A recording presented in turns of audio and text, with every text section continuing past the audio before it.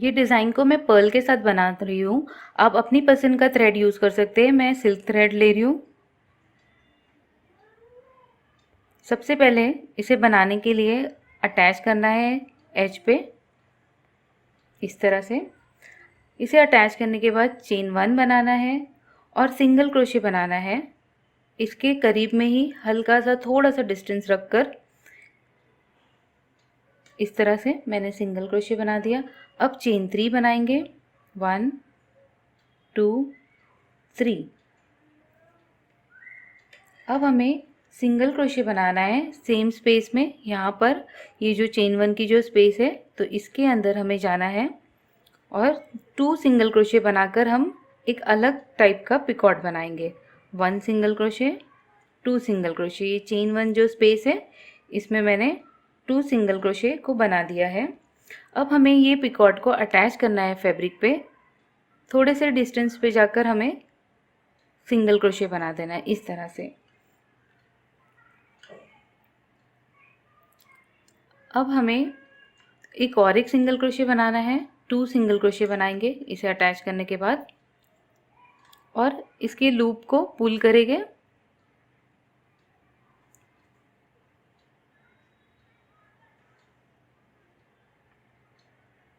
और एक पर्ल को अटैच कर देंगे।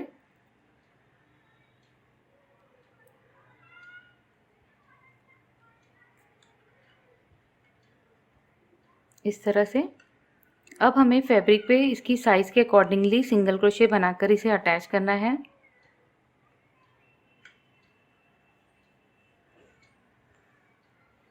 अटैच होने के बाद हमें चेन 3 बनाना है इसके ऊपर। 1 2 3। अगर आपकी पर्ल बड़ी है तो आप ज़्यादा भी बना सकते हैं। तो थोड़ी सी ये बड़ी है तो मैं चेन 4 बना रही हूँ और टर्न कर रही हूँ। अब यहाँ पर जो हमने सिंगल क्रोशे बनाए थे, तो इसके ऊपर हमें सिंगल क्रोशे बनाना है। ये फर्स्ट पर्ल से जो पहले सिंगल क्रोशे था, तो इसमें मैंने सिंगल क्रोशे बना दिया। और एक मैंने बनाए थे, 2 सिंगल क्रोशेज बनाए थे, तो नेक्स्ट में भी जाके मैं सिंगल क्रोशे बनाऊंगी और इस तरह से अपनी डिज़ाइन को टर्न करूंगी।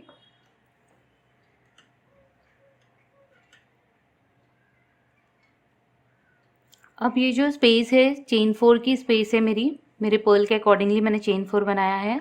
तो ये स्पेस में जाकर हमें सिंगल क्रोशे बनाते जाना है। 1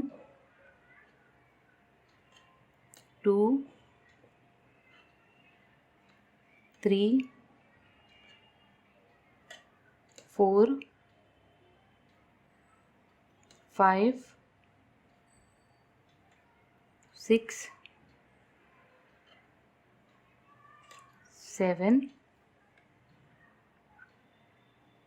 इस तरह से 7 सिंगल क्रोशे बना दिया है मैंने उसके साइज़ के अकॉर्डिंगली। अब हमें इसे भी अटैच कर देना है फैब्रिक पर सिंगल क्रोशे बनाकर।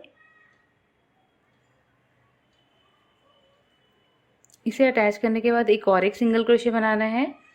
2 सिंगल क्रोशे बना दिया मैंने।